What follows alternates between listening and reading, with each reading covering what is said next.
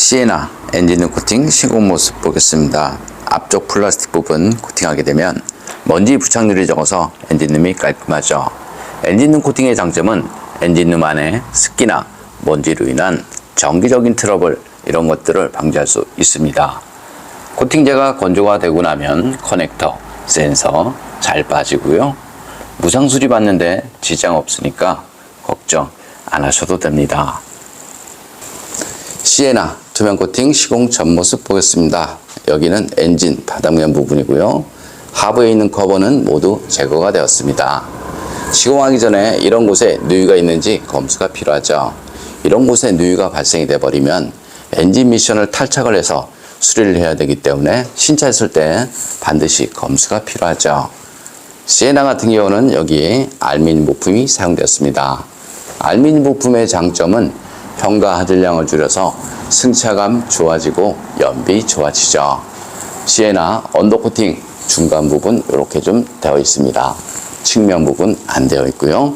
바닥면 쪽 보겠습니다. 바닥면 쪽에 언더코팅은 사실상 안 되어 있습니다. 어떤 분들은 요즘 차량 언더코팅 잘 되어서 나온다 라고 말하시는 분들이 많이 있는데요. 모두 거짓이다 이렇게 생각하시면 됩니다. 여기는 뒤쪽 서스펜션에 있는 부분인데요.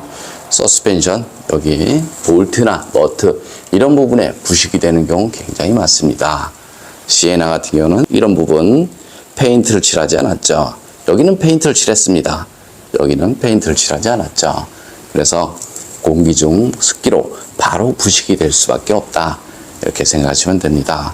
국산 차들도 마찬가지죠. 이런 부분 페인트를 칠하지 않고 나오는 경우 굉장히 많기 때문에 시간이 지나면 여기 너클 전체 부분이 부식이 될 수밖에 없습니다. 그럼 투명 코팅 시공 후 모습 보겠습니다. 시에나 투명 코팅 시공 모습 보겠습니다. 여기는 엔진 부분이고요. 엔진, 미션 모두 코팅이 되었습니다. 염화칼슘이 알루미늄 부품에 닿아버리면 백화 현상이 발생되죠. 여기 앞쪽 멤버 부분인데요. 이런 홀 속에는 투명 코팅제와 이너왁스를 이용해서 안쪽 시공이 되었습니다. 여기는 앞바퀴 안쪽 부분인데요.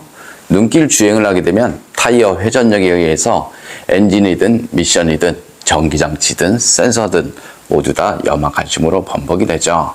그래서 염화칼슘 방지를 하고 싶으면 철로된 곳에는 언더코팅제를 이용해서 시공을 하시면 되고요. 전기장치나 센서, 커넥터 부분에는 절연 코팅제를 이용해서 시공하시면 됩니다.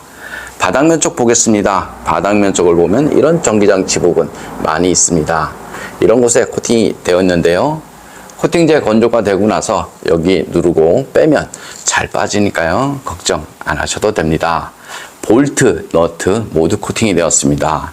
그래도 차량 수리하는데 볼트 잘 풀리고 너트 잘 풀립니다. 걱정 안 하셔도 되고요. 녹이 잘 나는 곳은 사실상 염화칼슘이 머무는 곳이죠. 이런 곳은 염화칼슘이 많이 묻지만 염화칼슘이 흐르는 곳이고요. 이런 곳이 염화칼슘이 머무는 곳이죠. 볼트나 너트 이런 부분에 염화칼슘이 머무니까요. 넓은 면에 두껍게 코팅을 하지 마시고 좁은 면 그런 곳에 꼼꼼하게 코팅을 하신 것이 훨씬 좋습니다. 여기 뒤쪽 트렁크 있는 부분인데요. 사실상 이런 곳은 부식이 좀 덜 되는 곳이고요. 부식이 잘 되는 곳은 따로 있습니다. 이런 곳에 아무리 두껍게 코팅을 해도 사실상 자동차 녹 방지하고는 별 상관이 없다.